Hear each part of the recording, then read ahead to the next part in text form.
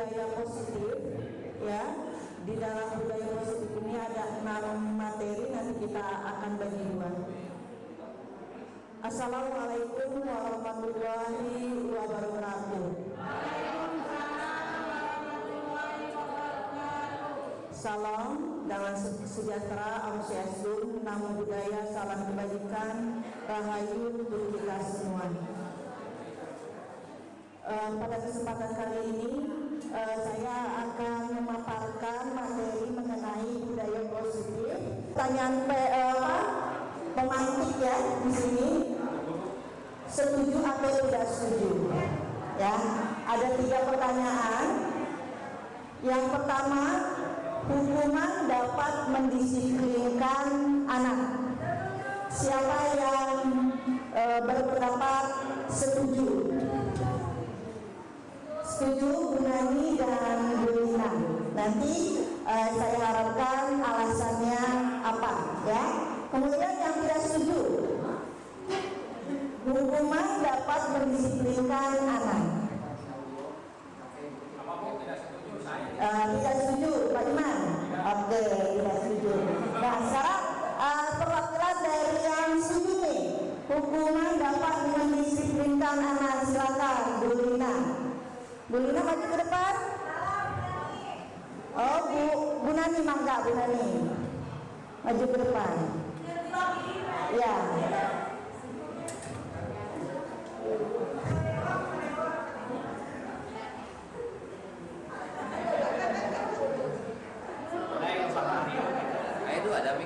Assalamualaikum warahmatullahi wabarakatuh.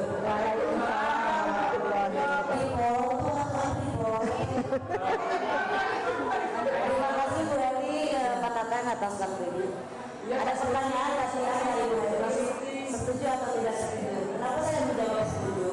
Karena dengan adanya hukuman biasanya, itu khususnya untuk di praktek ya, biasanya itu anak akan berubah disiplinnya, berubah karakternya biasanya kalau dengan hukuman, dan akan mengubah, minimal ada efek jerak buat anak, ada efek jerak. Barangkali itu aja ya, nggak usah banyak-banyak karena nanti Bu Nani silakan saja yang melanjutkan. Tepuk tangan untuk Bu Lina. Terima kasih banyak sebetulnya, tapi buat Bu Nani dulu. Dipotong. Di mangga Bu Nani ke depan.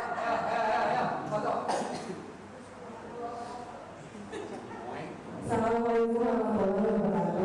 Waalaikumsalam warahmatullahi wabarakatuh. Ya, saya juga setuju adanya hukuman di sini seperti yang tadi disebutkan oleh Bu Lina, bisa menjadi sebuah pembelajaran. Lalu saya juga kan hukuman bukan berarti hanya berupa fisik atau apapun itu, bisa dalam bentuk yang lain yang mendidik gitu. Ya. Jadi hukuman di sini tidak selamanya negatif, konotasinya seperti itu. Ya. Terima kasih kepada Bu Lina dan Bu Yani atas. Assalamualaikum warahmatullahi wabarakatuh. Waalaikumsalam. Ya, silakan Pak Iman memiliki pendapat bahwa tidak setuju akan hukuman dapat mendisiplinkan anak. Silakan maju ke depan. Maju ke depan.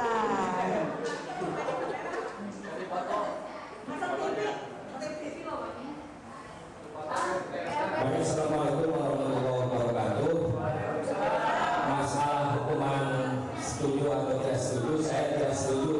Ya. Karena yang namanya pendidikan itu jangan sampai memberikan hukuman. Melihat daripada orientasi pendidikan, bahwa pendidikan itu orientasinya adalah human oriented. Bagaimana caranya kita memanusiakan manusia. Seperti itu. Terima kasih. Assalamualaikum. Ya, terima kasih Pak Iman atas pendapatnya. Ya, kemudian pertanyaan yang kedua yaitu pemberian hukuman dengan hal positif seperti membaca atau membersihkan halaman sekolah dapat meningkatkan disiplin anak. Bagaimana pendapat Ibu dan Bapak? Apakah setuju atau tidak setuju?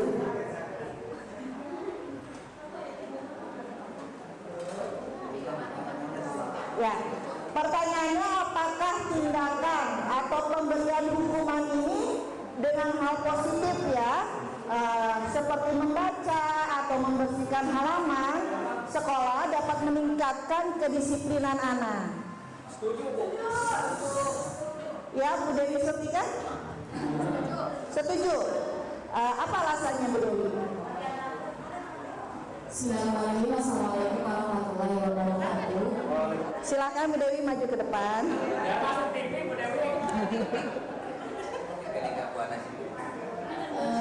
Baik, izin memberikan tanggapan.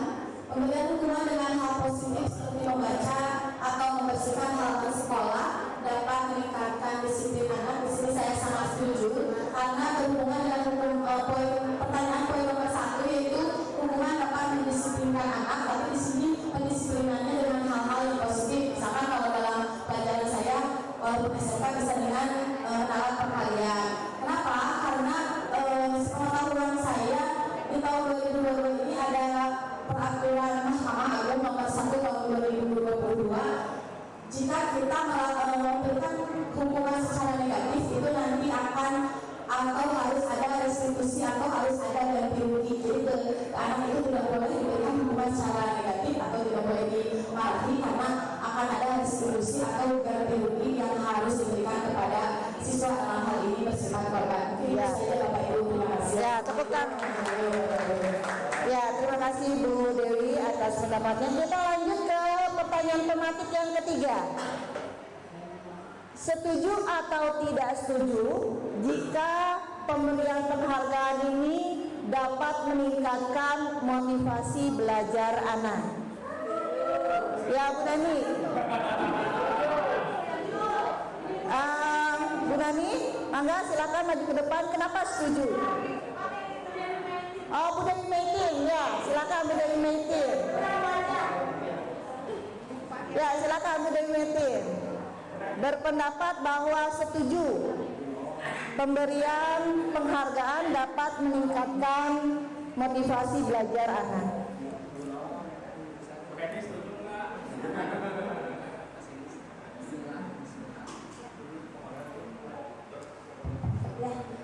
Kalau saya setuju, karena ketika anak diberikan penghargaan sekecil apapun, meskipun itu hanya tepuk tangan, pujian atau sungguhan, memberikan kepercayaan diri kepada siswa sehingga mereka mau mencoba meskipun salah dan mau mencoba, mereka akan berusaha menjadi yang terbaik. Ya. Makanya saya setuju dengan memberikan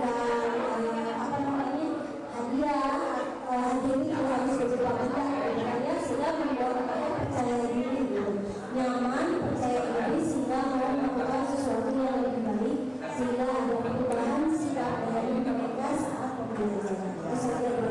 Ya, terima kasih.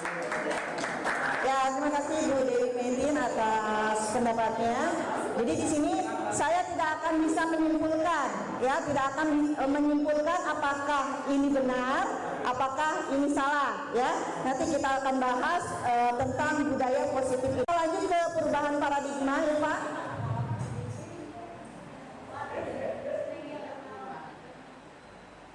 Ya, coba Bapak Ibu pikirkan di imajinasi Bapak, ya, hal apa yang menurut Bapak dan Ibu itu sangat berharga, ya, sangat berharga. Kemudian Bapak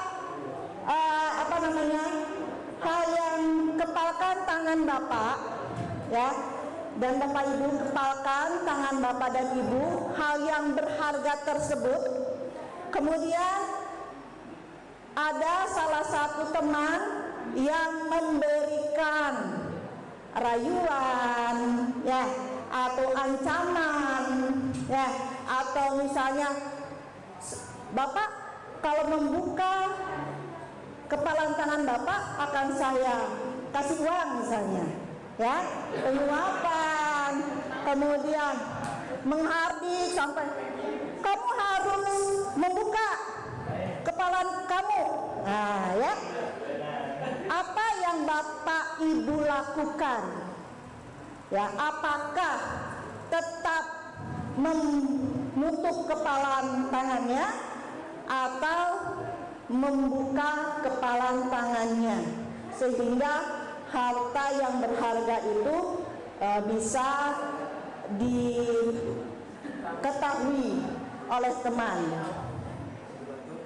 Ya, boleh.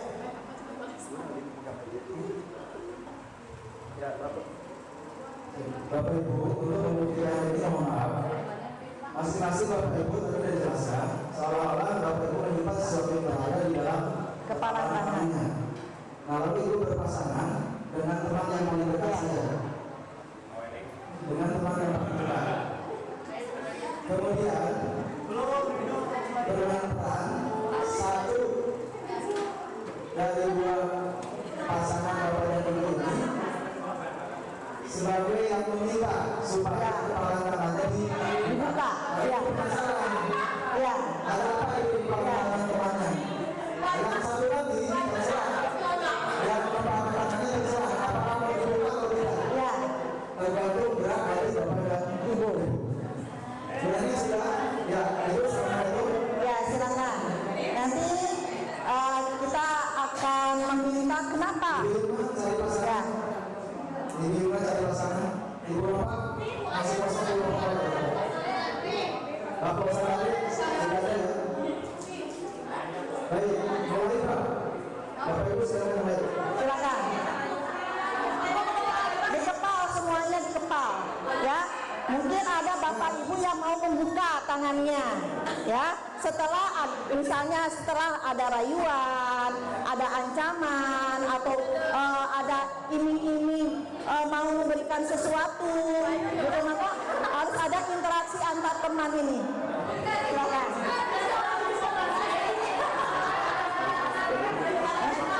Ya. Oke.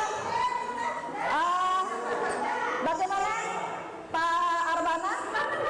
Bukan, Bapak Ibu maksudnya yang satu kepala tangan, Ya. yang satu Membujuk. kayak gini. Saya menyimpan sesuatu yang berada di sini.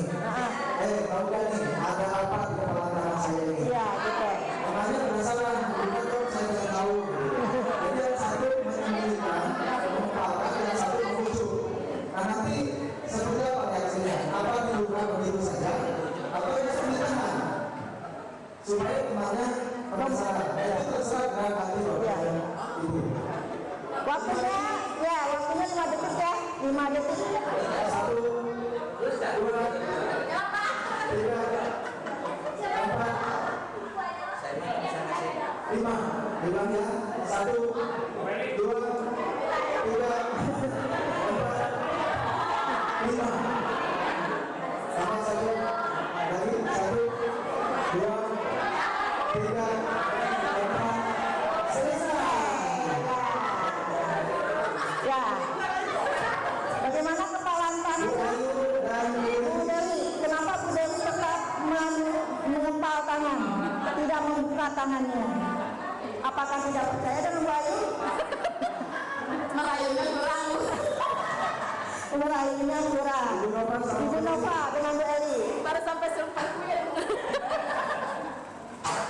Bu Nova tadi merayunya ibu tangannya berdarah. Ternyata tangan saya tidak berdarah. Tidak.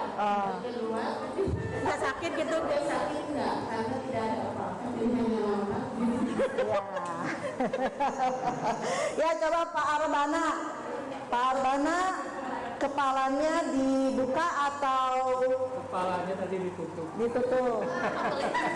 Kenapa Pak Arbana? Kebetulan ditutup terus karena hari ini sudah dengar aja.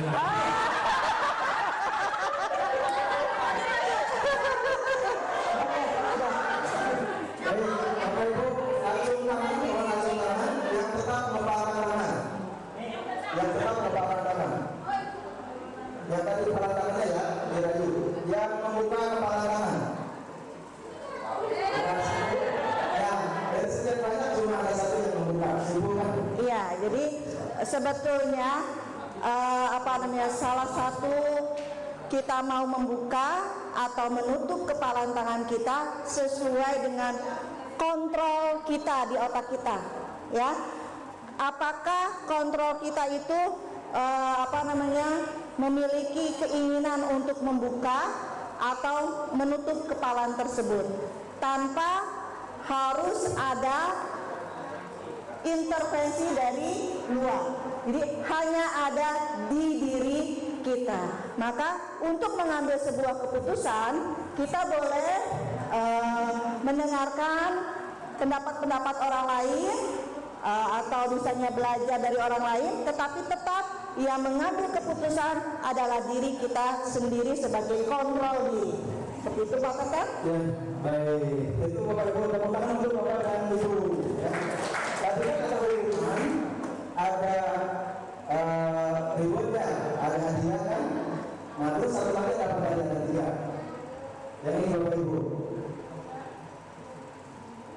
Yang empat tadi, sorry, yang tiga ya. Pertanyaan pematik. Nah ini Bapak Ibu. Jadi sekarang itu paradigma sudah berubah.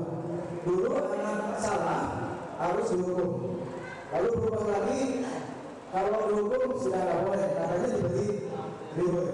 Nah sekarang diberi reward juga sudah Tidak boleh lagi. tidak boleh lagi, karena nanti tergantungan. Iya. Lalu apresiasi juga sudah hampir tidak boleh. Lalu apa yang boleh? Yang boleh itu adalah kita harus melahirkan motivasi intrinsik. Ya. Nanti pembahasannya di depan. Iya. Tepuk tangan untuk Bapak dan Ibu sekali lagi. Seperti itu. Kemudian dihukum atau oleh penghargaan. Bahwa penghargaan berlaku sama dengan hukuman. Dalam arti meminta atau membujuk seseorang melakukan sesuatu untuk memenuhi suatu tujuan tertentu dari orang yang meminta atau membujuk. Dorongannya eksternal dan akan ada faktor ketergantungan. Beberapa dampak dari pemberian penghargaan. Jadi di sini tidak ada lagi istilahnya penghargaan itu sebagai reward ya, bisa malah bisa membuat motivasi internalnya itu tidak akan muncul karena sebuah penghargaan. Kemudian dihukum oleh penghargaan. Penghargaan menurunkan kualitas ya. Penghargaan itu bisa mematikan kreativitas. Kemudian penghargaan itu bisa mengurangi motivasi intrinsik yang ada di diri anak. Kemudian bentuk program kebajikan. Dalam pemberian apresiasi penguatan perlu diingat ada beberapa hal. Satu, beri pengakuan secara khusus. Contoh aja ya, sebetulnya dalam rapot yang kemarin kita bagikan ke anak ada peringkat-peringkat ya kan? Padahal itu adalah peringkat dari keseluruhan mata pelajaran yang harusnya kita ambil penghargaan dari nilai-nilai tertinggi setiap mata pelajaran karena setiap anak itu memiliki potensi yang berbeda-beda seperti itu. Mungkin bukan hanya dari segi akademisnya saja yang kita nilai, tetapi dari segi karakternya ya. Mungkin di dalam kelas itu, oh anak ini disiplin, masuk kelasnya itu tepat waktu, itu bisa menjadikan sebuah penghargaan seperti itu. Jadi karakternya itu yang dinilai. Itu tadi yang dari Ibu Dewi Metin. Ya. Ya, Dewi Metin tadi memberikan pujian ya. Ya. Tetapi kalau itu tidak boleh dijanjikan. Pujian atau hadiah itu tidak boleh dijanjikan. Tapi ketika anak mendapatkan apa, lalu diapresiasi, kamu sudah bagus, nah itu boleh. Boleh.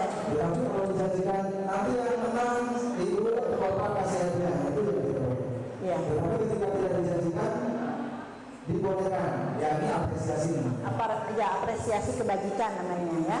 Nah, pembuka kemarin saya perhatikan nilai kebajikan rasa empatimu besar sekali situasinya pada saat menolong murid baru di kelas kita. Jadi apa yang kita akan berikan jangan diberitahukan kepada anak gitu ya, sehingga itu bisa menurunkan kreativitas anak atau motivasi intrinsik anak itu sendiri. Kemudian tindakan guru, punten Pak Tatang. Nah setelah kita melihat tentang hukuman dan konsekuensi ya, coba ibu bapak yang pertanyaan yang pertama, mencatat 100 kali di dalam buku kalimat, saya tidak akan terlambat lagi karena terlambat ke sekolah. Apakah ini sebuah hukuman atau konsekuensi? Ya, kemudian lari mengelilingi, dalam hati aja ya jawabannya. Lari mengelilingi lapangan basket 2 kali karena terlambat hadir di sekolah. Bisa hukuman atau konsekuensi? Murid diminta untuk push up 15 kali karena tidak menggunakan masker ke sekolah. Kemudian menggantikan kertas tugas teman yang telah dicoret-coret. Pertanyaan berikutnya, membersihkan tumpahan air di meja tulis karena tersenggol pada saat belajar. Kemudian murid disuruh untuk mengenakan sepatu seharian di sekolah karena tidak mengenakan sepatu hitam. Dan pertanyaan terakhir yaitu lari mengelilingi lapangan basket 2 kali karena terlambat 10 menit untuk pelajaran PJOK. Nah ini adalah jawabannya. Nah, ya. Kalau yang pertama, pertanyaan pertama itu sebagai hukuman. Kenapa hukuman? Ada yang bisa menjelaskan? Hah? Ya, silakan Bu Mila. Tidak ada korelasi antara hubungan terlambat dengan hukuman Iya. Jadi kata Bu Mila tidak ada korelasinya antara terlambat sekolah dengan mencatat 100 kali. Jadi itu bisa merupakan hukuman. Coba yang merupakan konsekuensi. Menggantikan kertas tugas teman yang telah dicoret-coret. Kenapa ini jawabannya konsekuensi? Hah? Ya, gimana Bu Mila? Iya. Jadi karena sudah merusak hasil kerja tugas temannya, itu konsekuensinya harus menggantikan lagi tuh ke kertasnya ya. Ya itu adalah sebuah konsekuensi. Tepuk tangan untuk Bu Mila. Nah ini adalah hukuman, sesuatu yang menyakitkan. Kadang-kadang hukuman itu membuat anak itu sakit, bisa sakit hati ke kita, bisa berkepanjangan, ya sampai seumur hidupnya itu bisa membuat anak itu sakit hati.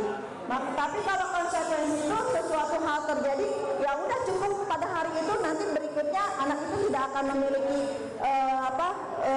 sakit hati di dalam otaknya itu kepada kita. Kemudian membuat anak sakit fisik maupun hati untuk jangka waktu yang lama, membuat anak merasa tidak nyaman dan jangka waktu pendek cukup. Kalau hukuman, anak membenci kedisiplinan, ya itu bisa mengakibatkan seperti itu. Kalau konsekuensi, anak menghargai disiplin. Kalau hukuman itu biasanya anak melakukan itu jadi terpaksa, ya. Tetapi kalau konsekuensi, anak itu stimulus menanggapi konsekuensi itu dengan penuh tanggung jawab akan dirinya. Kemudian kalau hukuman itu dapat mendorong anak menyakiti dirinya sendiri, sedangkan kalau konsekuensi mendorong anak agar mudah menyesuaikan diri. Kemudian hukuman itu konsep dirinya itu akan buruk, sedangkan konsekuensi konsep diri yang baik. Kemudian kalau hukuman, anak belajar untuk menyembunyikan kesalahan, biasanya bisa berbohong anak tersebut ya. Tetapi kalau konsekuensi, anak belajar untuk mematuhi peraturan karena sudah tumbuh motivasi intrinsik di dalam diri anak tersebut. Kemudian hukumannya itu marah, rasa bersalah, dipermalukan, merasa tak dihargai. Sedangkan konsekuensinya kehilangan hak, dibuat tidak nyaman atau diasingkan untuk sementara waktu. Nah itu adalah perbedaan hukuman dan konsekuensi. Nah selanjutnya yaitu restitusi. Nah identitas gagal dan identitas sukses jika kita melakukan sebuah hukuman, ya. Nah di dalam identitas sukses itu akan timbul sebuah disiplin dan ada konsekuensi dan restitusinya. Kalau konsekuensinya itu bisa berakibat netral, kalau hukuman bisa berakibat negatif, sedangkan kalau restitusi dapat bersifat positif. Ya, lanjut Pak. Nah, 9 ciri-ciri restitusi. Yang satu, bukan untuk menebus kesalahan, namun untuk belajar dari kesalahan. Yang kedua, memperbaiki hubungan. 3, tawaran bukan paksaan. 4, restitusi menuntut untuk melihat ke dalam diri. 5, restitusi mencari kebutuhan dasar yang mendasari tindakan. 6, restitusi diri adalah cara yang baik. 7, restitusi fokus pada karakter bukan tindakan. 8, restitusi fokus pada solusi. Jadi sebuah restitusi itu akan memberikan sebuah solusi kepada anak tersebut, ya. Kemudian yang 9, restitusi mengembalikan murid yang berbuat salah pada kelompoknya. Nah, sekarang saya kembalikan ke Pak Tata untuk menerangkan mengenai keyakinan kelas. Baik, aplaus dulu untuk Ibu Yanti, Bapak Ibu. Terima kasih untuk Ibu dan Bapak yang masih setia di ruangan ya. Mudah-mudahan nanti lulus CGP semua. Baik, berbagi tugas. Nah, sekarang saya diberi tugas oleh Ibu Yanti, atau tugas saya menyampaikan materi 3 sampai materi 6. Iya. Materi 6. Iya. Baik, dilanjut ya. Benar. Tapi sebelum ini Bapak Ibu supaya agak hangat ya, janji saya yang tadi, Ibu berpasangan lagi dengan teman sebelahnya saja atau cari pasangan. Yang satu tangannya dijulurkan, yang satu tangannya siap menangkap. Untuk yang dijulurkan, nanti ketika temannya menangkap dilarikan tangannya. Nah, untuk yang mau menangkap berusaha keras, tangannya temannya ditangkap. Ya. Perintahnya Bapak Ibu, perintahnya ketika ada kalimat celana biru, celana biru atau warna biru, maka Ibu tangkap tangan temannya. Siap kan? Suatu waktu saya jalan-jalan di pasar Jumat, bertemu dengan teman, dia mengenakan celana warna hitam. Kemudian bajunya ternyata warna biru. Ini mana yang tertangkap, mana yang ditangkap, berarti ini ya, kecepatan ya. Selanjutnya dari Pasar Rebo saya ke Pasar Rebo, ketemu teman lagi, pakai sendal warna hijau, warna biru, warna hitam. Bapak Ibu, satu lagi. Nah, dari Pasar Rebo, akhirnya saya ke SMS. Di sana ketemu teman, ternyata dia menggunakan jaket berwarna hitam. Baik, tepuk tangan untuk Bapak dan Ibu. Jadi yang cepat, nah ini memainkan teknik itunya ya. Tepuk tangan untuk Bapak dan Ibu. Next. Bapak Ibu, tadi di awal kita sudah main peran tentang kepala tangan. Ini berkaitan dengan motivasi intrinsik. Hukuman tidak bagus, penghargaan tidak bagus, bahkan penghargaan itu ada yang bisa menghukum. Nah, lalu pujian juga tidak bagus, nanti anak bisa tetap gantungan, kecuali apresiasi yang sifatnya spontan. Begitu anak jadi berprestasi atau pada saat itu berprestasi, lalu Pak Guru memberikan penghargaan yang spontanitas. Nah, itu tidak apa-apa. Nah, kaitan dengan ini, mengapa tidak peraturan tetapi harus keyakinan? Di negara luar kita punya peraturan Bapak Ibu. Ternyata menurut paradigma baru, peraturan itu tidak begitu bagus. Yang bagus harus keyakinan kelas.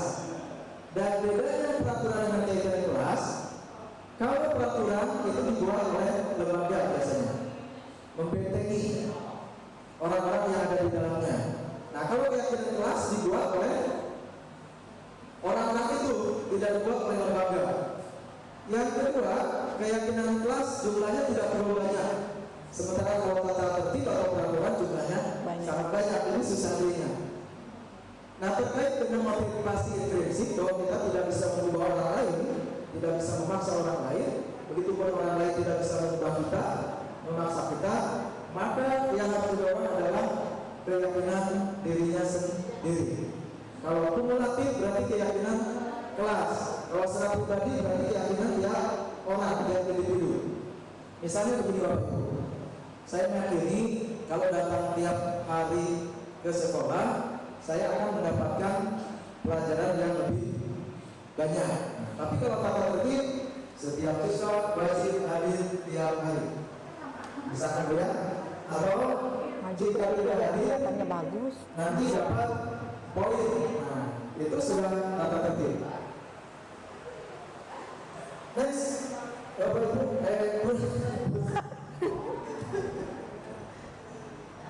jadi jangan tata tertib, karena di tata tertib itu nanti ada hukuman, ada pemaksaan, walaupun juga ada ribut ya, berupa poin ribut.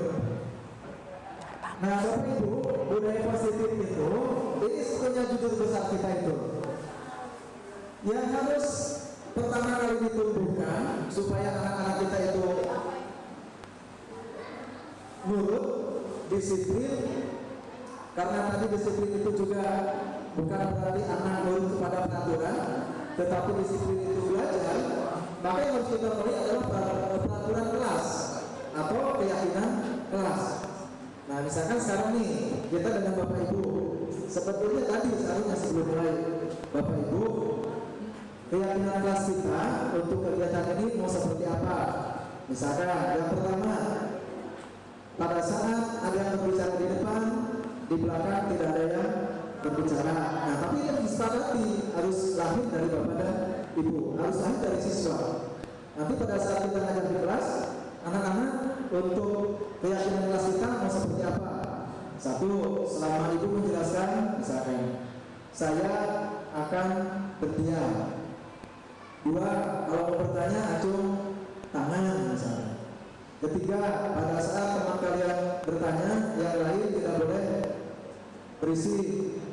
Keempat, selama pembelajaran saya tetap di kelas, tidak luluran. Nah, itu keyakinan kelas. Tapi tidak diciptakan oleh guru Bapak Ibu, melainkan diyakini, disadari, dan dilahirkan oleh setiap murid yang ada di kelas kita. Yang kedua, nah dari peraturan kelas itu lahir menjadi keyakinan kelas. Kemudian dari keyakinan kelas itu akan lahir lingkungan yang positif, dan dari lingkungan yang positif akan lahir budaya positif.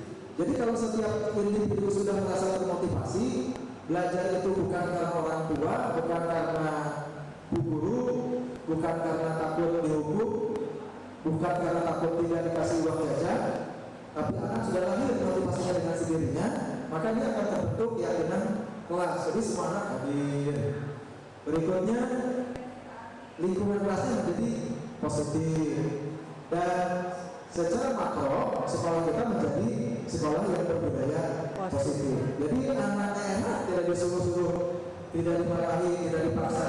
Bapak Ibu guru juga memberikan pelajaran enak. Nah, ini yang diharapkan oleh paradigma baru. Ya, jadi mumpung kita nih nanti semester 2 ya Bu, Pak, kita mulai dari juga mulai dari diri kita sendiri, dari mata pelajaran kita. Kita buat kesepakatan kelas untuk mata pelajaran kita dulu ya, sehingga nanti akan muncul sebuah budaya positif di sekolah gitu. Dari misalnya dari mata pelajaran dulu, kemudian nanti ada lagi kelas, kesepakatan kelasnya nanti akan menjadi sebuah kesepakatan sekolah seperti itu ya. Nah, contohnya ini Bapak Ibu, kesepakatan kelas itu kami guru dan murid yang saling menyayangi. Nah, di sini kan tidak ada kalimat begini, murid wajib hormat kepada murid. Nah, itu tata tertib biasanya. Atau murid wajib patuh datang kepada ibu bapak guru, itu tata tertib. Tapi ini kalimatnya kami guru dan murid yang saling menyayangi. Berarti keyakinan kelas, kesepakatan kelas. Yang kedua, kami murid yang semangat belajar. Tidak begini, murid wajib hadir tiap hari. Nah, tidak begitu, itu tak seperti. Kami murid yang peduli dengan teman-teman. Nah, kemudian kalau begini kata Ibu, setiap murid wajib saling menghargai dengan sesama teman. Nah, itu kesepakatan atau tata tertib? Iya. Tata tertib itu ya. Nah, inti kalimatnya bisa datang tepat waktu, kemudian bisa mengucapkan salam, bisa menjaga kebersihan. Nah, ini Bapak Ibu, kalau yang pertama apa ini? Nah, jadi bentuk-bentuk kalimatnya itu tidak seperti diwajibkan begitu, karena sudah lahir dari diri sendiri, motivasinya sudah intrinsik. Nah, bagaimana mengunggah ini? Ini tentu tidak mudah. Tidak mudah. Nah, kalau yang sebelah kiri, Iya, yang berat. nah ke sebelah kiri kesepakatan kelas. Sebelah kanan ini bentuk-bentuk contoh kalimatnya, Bapak Ibu ya. Next. Bapak Ibu, boleh kalau sampai jam 4 ini sekalian absen? Boleh. Itu yang absen, mohon maaf ya. Kegiatan pendalaman keyakinan kelas. Nah, ini namanya tabel T dan tabel D, Bapak Ibu. Ini karena ini agak sulit memahamkannya. Sebetulnya ini perlu latihan untuk kita ya.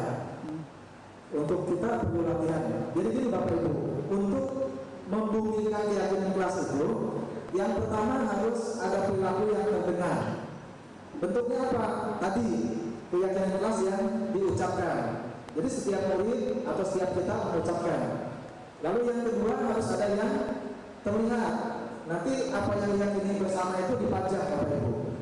Jadi ketika ada anak yang melanggar, nah tolong lihat yang itu, gitu ya. Nah itu kesepakatan kelas kita. Atau nanti boleh ditanya, masih ingatkah kesepakatan kelas kita? Nanti tinggal menunjukkan Bapak Ibu. Nah ini. Nah yang ketiga harus ada perilaku yang ditunjukkan. Jadi ketika sudah dikatakan, sudah dipajang, lalu perilaku itu dibiasakan. Ketika anak lupa, boleh ditunjukkan.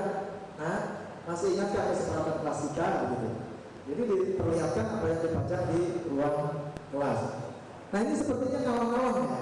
Karena memang konsepnya besar Bapak Ibu, konsepnya besar.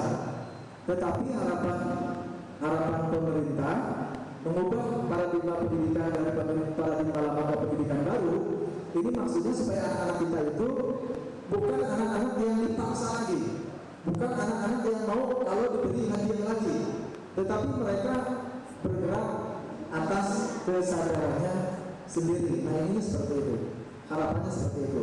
Supaya apa? Supaya mereka mampu bersaing dengan bangsa-bangsa atau manusia-manusia dengan bangsa-bangsa lain. Karena kalau dipaksa terus, yang ada dalam hati dan pikiran mereka adalah merasa takut, merasa risau. Next Bu. Kita di poin aja. Ya. Nah ini bedanya Bapak Ibu, peraturan kelas dan keyakinan kelas. Kalau peraturan kelas selalu kembalikan buku. Nah misalnya begini, selalu kembalikan buku ke tempatnya, itu peraturan kelas. Kalau keyakinan kelas, tanggung jawab. Maksudnya kalaupun tidak ada tata tertib, ketika anak pinjam buku, kalau sudah tanggung jawab pasti dikembalikan. Dilarang mengganggu orang lain. Keyakinan kelas menghormati orang lain. Nah jadi ada perbedaan peraturan dan keyakinan kelas. Yang diharapkan bukan peraturan kelas, tetapi keyakinan kelas. Next saja.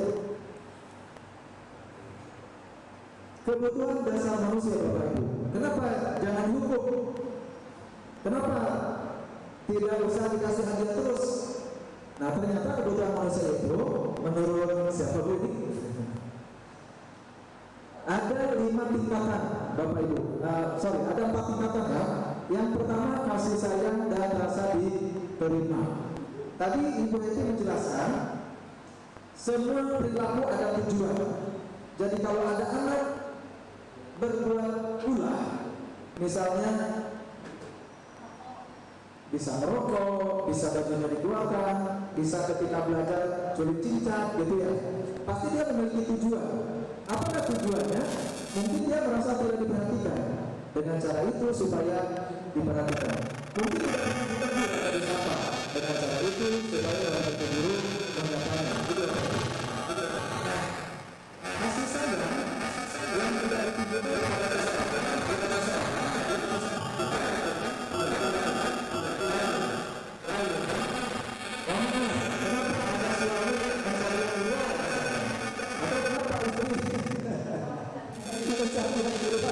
Ada liur dan amatir gitu. Nah bisa jadi poin yang ini di rumahnya kurang gitu. Karena teorinya kalau di rumah makannya kenyang, makannya enak, ngapain kita lagi makan enak dulu gitu kan. Kira-kira seperti itu Bapak Ibu. Yang kedua, kesenangan. Nah Bapak Ibu paling refreshing ya. Ini dalam rangka mencari kesenangan. Anak mau belajar dengan kesadarannya jika pembelajarannya merasa disenangi. Dia merasa senang dengan belajarnya. Nah untuk itu tantangan buat kita Bapak Ibu guru, bagaimana menciptakan sebuah prosesi pembelajaran yang menyenangkan. Ini tantangan sehingga anak merasa belajar itu senang. Berikutnya kebebasan. Nah anak tidak boleh ditekan dalam arti tadi dengan peraturan-peraturan gitu ya. Saya dulu di kesiswaan membuat peraturan banyak banget Bapak Ibu. Ya, nah tetapi itu tidak bagus ya, tidak terlalu bagus. Lebih baik anak diberikan kebebasan. Lalu supaya anak nyaman dengan apa? Supaya tetap dia nurut. Ya tadi dengan keyakinan kelas. Jadi dia berekspresi sesuai dengan keyakinan kelasnya. Tetap bebas dalam batas-batas tadi. Yang keempat, penguasaan. Nah, jika ada anak tiba-tiba narik baju temannya, jika tiba-tiba kursi temannya ditarik gitu, mungkin dia haus akan kekuasaan Bapak Ibu. Siapa tahu di rumahnya selalu ditekan, atau datang ke sekolah oleh Bapak Ibu guru ditekan lagi. Nah, dia tuh ingin sekali-kali menekan orang lain gitu. Nah, anak-anak seperti ini boleh Bapak Ibu nanti jadikan sebagai KM, dia kan nanti ngatur temannya gitu ya, atau dijadikan ketua OSIS mungkin ya, boleh ngatur ketua OSIS. Nah sehingga kebutuhan dasar manusia ini semua harus dipenuhi. Dipenuhi oleh siapa? Ya secara personal. Tetapi ketika kita berkolaborasi dengan orang lain, manakala dirinya tidak bisa memenuhi, harus dipenuhi oleh orang lain yang berkolaborasi itu. Next, Bapak Ibu. Kebutuhan dasar manusia Bapak Ibu. Kenapa jangan hukum? Kenapa tidak usah dikasih hadiah terus? Nah ternyata kebutuhan manusia itu menurut siapa ini? Ada 5 tingkatan Bapak Ibu. Ada 4 tingkatan ya. Yang pertama kasih sayang dan rasa diterima. Tadi Ibu Eti menjelaskan semua perilaku ada tujuan. Jadi kalau ada anak berbuat ulah, misalnya bisa merokok, bisa bajunya dikeluarkan, bisa ketika belajar sulit cincat gitu ya, pasti dia memiliki tujuan. Yang kedua, kesenangan. Nah Bapak Ibu paling refreshing ya, ini dalam rangka mencari kesenangan. Anak mau belajar dengan kesadarannya jika pembelajarannya merasa disenangi. Dia merasa senang dengan belajarnya. Nah untuk itu tantangan buat kita Bapak Ibu guru, bagaimana menciptakan sebuah prosesi pembelajaran yang menyenangkan. Ini tantangan sehingga anak merasa belajar itu senang. Berikutnya kebebasan. Nah anak tidak boleh ditekan dalam arti tadi dengan peraturan-peraturan gitu ya. Saya dulu di kesiswaan membuat peraturan banyak banget Bapak Ibu. Ya, nah tetapi itu tidak bagus ya, tidak terlalu bagus. Lebih baik anak diberikan kebebasan. Lalu supaya anak nyaman dengan apa? Supaya tetap dia nurut. Ya tadi dengan keyakinan kelas. Jadi dia berekspresi sesuai dengan keyakinan kelasnya. Tetap bebas dalam batas-batas tadi. Yang keempat, penguasaan. Nah, jika ada anak tiba-tiba narik baju temannya, jika tiba-tiba kursi temannya ditarik gitu, mungkin dia haus akan kekuasaan Bapak Ibu. Siapa tahu di rumahnya selalu ditekan, atau datang ke sekolah oleh Bapak Ibu guru ditekan lagi. Nah, dia tuh ingin sekali-kali menekan orang lain gitu. Nah, anak-anak seperti ini boleh Bapak Ibu nanti jadikan sebagai KM. Dia kan nanti ngatur temannya gitu ya. Atau dijadikan ketua OSIS mungkin ya. Boleh ketua OSIS. Nah, sehingga kebutuhan dasar manusia ini semua harus dipenuhi. Dipenuhi oleh siapa? Ya secara personal. Tetapi ketika kita berkolaborasi dengan orang lain, manakala dirinya tidak bisa memenuhi, harus dipenuhi oleh orang lain yang berkolaborasi itu. Nah, di 5 posisi kontrol, apakah Bapak Ibu guru sebagai penghukum? Setiap hari kita mengajar, membina murid Bapak Ibu, atau apakah Bapak Ibu sebagai pembuat rasa bersalah? Apakah Bapak Ibu memposisikan diri sebagai teman? Apakah Ibu memposisikan diri sebagai pemantau? Atau Bapak Ibu memposisikan diri sebagai manajer? Nah, menurut paradigma yang baru, yang paling bagus itu Ibu Bapak memposisikan sebagai manajer. Sebagai pemantau masih lebih bagus. Tapi kata berarti ada konsep ya, konsep baik. Apa itu impian yang bagus, impian yang buruk itu istilahnya. Ya, lingkaran impian bagus sama impian tidak bagus. Nah, Bapak Ibu, coba kita lihat contohnya. Menghukum, ini bentuknya begini. Menghardi, kemudian menunjuk-nunjuk, menyakiti, menyindir, itu menghukum. Bagaimana kalau pembuat merasa bersalah, berceramah dan mengatakan seharusnya ibu kecewa dengan kalian misalnya. Nah, anak kan aduh saya salah ini. Nah, gimana kalau sebagai teman membuatkan alasan-alasan untuk muridnya? Misalkan ketika ada anaknya datang terlambat, Bapak Ibu tanya dulu, kenapa kamu terlambat? Tapi tekanannya ya jangan, kenapa kamu terlambat? Kenapa? Nah, itu beda kan ya? Dengan motor yang berbeda. Menurut paradigma baru tidak boleh. Seharusnya, kenapa Budi terlambat? Namanya kesianan dia. Nah, ini kan penekanan di kalimat intonasi, membuatkan alasan-alasan untuk muridnya. Kenapa kamu kesianan? Kenapa kamu terlambat? Pasti bapaknya kesianannya. Sebelum kita menjelaskan alasan, kita sudah memberikan alasan itu belum tentu benar Bapak Ibu. Nah, seolah-olah kita akrab dengan dia, seolah-olah kita akrab dengan dia. Lalu yang berikutnya, dia kan menjelaskan tuh. Karena kita tanya seakrab mungkin seperti teman. Ya sudah. Nah, berikutnya Bapak Ibu katakan ya sudah lah tidak apa-apa. Tapi besok gimana? Mau diulangi lagi enggak? Jawaban dia pasti iya. Nah, jawabannya pasti tidak. Ya. Walaupun kenyataannya walah. Kenyataannya. Next, yang ketiga, sebagai pemantau, menghitung dan mengukur. Kamu sudah telat 30 menit. Kemudian bajunya juga tidak dimasukkan gitu ya. Nah, ukuran-ukuran itu ini berarti pemantau. Ini Bapak Ibu guru sebagai saya tak kesianan berapa menit. Nah, gitu Bapak Ibu.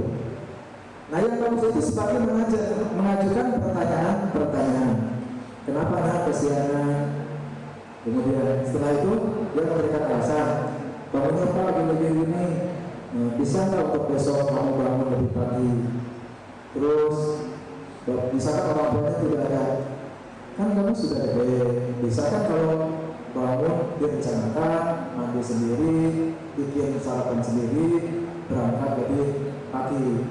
Nah, sudah yang kemarin tidak apa-apa. Tapi untuk besok kita ingat keyakinan kelas kita yang sudah disepakati. Apa masih ingat tidak? Nah, itu apa Ibu ya? Jadi kalau manajer itu tidak mematahkan semangat, tidak langsung gitu ya. Tetapi ditanya dulu, bahasa Sunda malah gedang bertahap. Nanti anak seperti apa ketika dia mentok, kita pun tidak mengangkat langsung, tetapi kita berikan jalan jawabannya. Nah, itu sebagai manajer ya Bapak Ibu. Tapi pasti saya juga mengalami ini, kita tidak sabar Bapak Ibu ya. Ingin langsung gitu ya. Next, ayo. Nah, pertanyaan-pertanyaan siapa yang mengatakan? Nah, ini Bapak Ibu. Kalimat-kalimat yang dikatakan itu berbeda-beda efeknya. Yang pertama, saya kecewa sekali dengan kamu. Berarti ini kita memposisikannya sebagai pembuat orang merasa bersalah. Kamu tidak pernah benar melakukannya. Nah ini berarti menghukum posisi kita itu. Yang berikutnya, ayolah lakukan demi ibu bapak. Nah ini teman. Jadi anak diajar seperti teman. Apakah kamu mendapatkan stiker bintang hari ini? Nah ini berarti pemantau. Bagaimana kamu bisa menyelesaikan masalah ini? Nah tapi dengan kalimat-kalimat yang datar biasanya. Ini manajer. Lalu yang berikutnya, kamu selalu yang paling terakhir. Nah ini juga penghukum.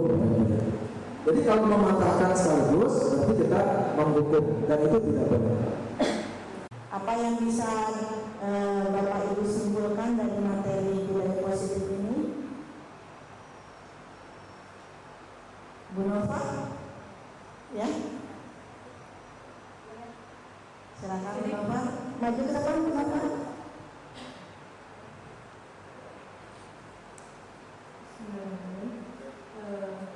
Terima kasih sebelumnya kepada Ibu Hati dan Bapak Tata yang sudah memaparkan materi tentang budaya positif siswa. Adapun yang bisa saya khususnya atau kami ambil pelajaran dari apa yang sudah Bapak sampaikan adalah bagaimana kita menciptakan budaya belajar yang nyaman, menyenangkan untuk siswa. Jadi siswa datang ke sekolah itu seperti masuk ke rumahnya sendiri. Jadi sekolah menjadi rumah kedua bagi siswa, sehingga banyak pelajaran yang mereka dapat, bukan hanya mata pelajaran, tapi juga hal-hal lainnya yang bisa mereka contoh dari guru-gurunya. Mungkin itu referensi dari saya. Terima kasih. Ya, tepuk tangan untuk Bu Nova. Bapak Ibu yang lain masih ada satu lagi ya. Satu lagi silakan yang bisa merefleksikan materi budaya positif ini. Ya, kalau bisa saya refleksikan begini Bapak Ibu. Ternyata selama kita menjadi guru, ketika di panggilan ini, saya merasa masih jauh. Karena ketika anak salah, kita ingin menjadi penghukum, soalnya kita paling benar. Belum kita menjadi seorang teman, baru dua paling yang sudah ada masuk sebagai pembuat merasa bersalah. Jadi yang paling rendah itu, yang paling bawah itu sebagai penghukum. Yang kedua di atasnya sebagai pembuat merasa bersalah. Nah kita di dataran ini biasanya bermain. Belum masuk ke yang ketiga dari Bapak Ibu sebagai teman. Nah yang lebih bagus lagi dua terakhir.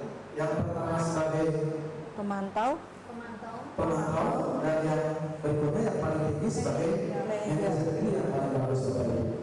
Jadi anak kita selama berada di sekolah itu aman, nyaman, tentram, damai, enjoy, betah gitu. Terlihat bahwa gurunya menyenangkan, pembelajarannya mengasihkan. Karena menurut teori pendidikan Bapak Ibu hanya ada dua yang bisa kita ingat dalam puluhan tahun. Yang pertama sesuatu yang mengerikan, pengalaman yang paling menakutkan, menyedihkan. Yang kedua pengalaman yang paling menyenangkan, yang paling indah. Nah ada dua itu. Kalau tidak percaya maka Bapak Ibu refleksi terhadap kehidupan yang sudah lalu. Saya sudah usia 51 tahun ini masih teringat hal-hal yang paling menyedihkan. Dan masih teringat ketika usia SD hal-hal yang paling mengembirakan gitu Bapak Ibu. Pasti Bapak Ibu pun seperti itu. Nah anak pun sama, nanti begitu dia lulus, udah jadi pejabat apa, teringat, ada guru yang paling sangar, misalnya, atau ada guru yang paling bagus, kasarnya. Nah itu yang akan terjadi. Ya, jadi dalam hal menentukan sebuah pembelajaran juga kita harus lebih melihat kodrat alam dan kodrat zamannya Bapak Ibu ya. Kodrat alamnya itu di mana anak itu tinggal ya, kemudian kondisi sosial dan ekonomi seperti apa, kemudian zamannya juga kita jangan sampai kita tidak mengikuti zaman udah pada apa maksudnya udah saatnya kita melek IT lah istilahnya itu. Sama Tambahan dari berarti tadi, jadi Bapak Ibu anak itu tidak bisa disamakan, tidak bisa disamakan. Kenapa tadi harus bertanya? Background orang tua kan Ya, berbeda. Nanti perlakuan di rumah berbeda, pasti yang harus dilakukan di sekolah juga berbeda. Terus tingkat ekonomi berbeda, perlakuannya juga kemungkinan akan berbeda. Karena perilakunya berbeda, anak orang kaya sama anak yang tidak kaya, kecerdasannya juga mungkin berbeda. Nah, inilah tugas kita sebagai among, sebagai pembimbing di sekolah untuk membimbing anak murid kita supaya berubah sesuai kodrat zamannya dan kodrat Alamnya. Kodrat zaman itu apa itu begini, kehidupan mereka nanti itu kan dewasanya 20 atau 30 tahun ke depan. Nah, supaya nanti mereka mampu hidup, mampu bersaing di kehidupannya itu. Tapi sekarang mereka anak-anak, di zaman sekarang ini mereka anak-anak. Nah, pada saat menerima pendidikan harus disesuaikan dengan zaman sekarang ini. Tidak seperti pendidikan zaman dulu zaman dulu yang tulisannya dulu itu. Anak salah gampang, gitu ya. Anak salah menulis, misalnya itu udah baca dulu. Anak salah dimarahi, baik di sekolah maupun anak-anak yang di rumah maupun ibu. Nah, yang kedua, kodrat Apa? kodrat zaman ini kodrat alami. Kalau kodrat alami, anak yang di dekat stasiun pasti berbeda dengan anak yang tengah kota Purwakarta. Yang dari Cikampek akan berbeda dengan yang dari Wanayasa. Nah, kita harus memahami ini. Mungkin kalau ibu bapak cocok banget ya, cocok banget. Nah, kita guru-guru yang bukan guru BK ternyata harus belajar psikologi anak itu. Dari tadi ini ada yang ingin ditanyakan oleh Bapak Ibu mungkin? Sudah? Iya.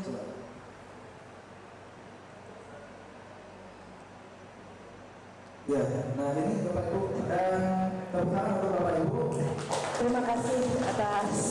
Ada yang mau bertanya? Ada yang mau bertanya? Kampanye mau dibuka kan? Diperhatikan dengan Pak. Saya mau jelaskan ya. Yogi. Ya, Iya. Baik ya. Nah, Bapak Ibu, terima kasih ini. Mohon maaf mengganggu waktunya. Karena ini bukan sekedar kami untuk menuntaskan tanggung jawab sebagai CGP, Ya. tetapi kami ke depan nanti diberikan tanggung jawab untuk bisa membawa Bapak Ibu gitu. Ya, oleh karena membawa, berarti kami harus berubah dulu Bapak Ibu. Sebenarnya kami harus lebih baik dulu, baru membawa Bapak dan Ibu. Tapi sampai sekarang kami belum lebih baik. Tapi ya sedang belajar. Ya. Nah, mudah-mudahan Saling berkolaborasi Pak Datang. mudah-mudahan ke depan bisa lebih baik. Iya. Dan bisa menurunkan kepada Bapak Ibu tentang pendidikan di era baru atau paradigma pendidikan baru. Ini saja barangkali dan kita lanjut ke Mungkin kita tutup dulu Pak Tatang sesi untuk diseminasi budaya positif ya. Nanti akan dilanjutkan dengan pembahasan kanvanya ya Bapak Ibu ya. Kita saling sharing ya.